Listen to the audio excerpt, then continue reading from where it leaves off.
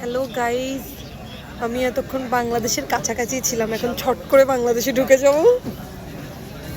আমি একলা ঢুকবো না গাইজ, আমি আরো মেয়ে নিয়ে ঢুকবো।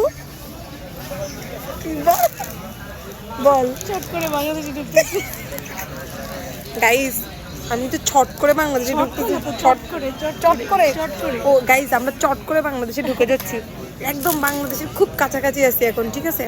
তো এখনই আমরা চট করে বাংলাদেশে ঢুকে যাচ্ছি। কোনো চিন্তা নাই আপনাদের, কোনো টেনশন করিয়েন না। চট করে যেহেতু বাংলাদেশে ঢুকতেছি, আলহামদুলিল্লাহ আপনাদের জন্য কাজ করব, ভালো কিছু হবে, খারাপ কিছু। এই তুই ব্যাট কাজ কেন তো? কি খালি সারাদিন ব্যাটকা বেটকি। চট করে বাংলাদেশে ঢুকতেছি, একটা ব্যাপার আছে না? আচ্ছা, চট করে বাংলাদেশে যেহেতু ঢুকতেছি, আপনারা টেনশন করেন না। আপনারা আমাকে যে পরিমাণে ভালোবাসেন, যে পরিমাণে যাই হোক, আমার এটাই উদ্দেশ্য ছিল। বাসটা দিয়েছিলেন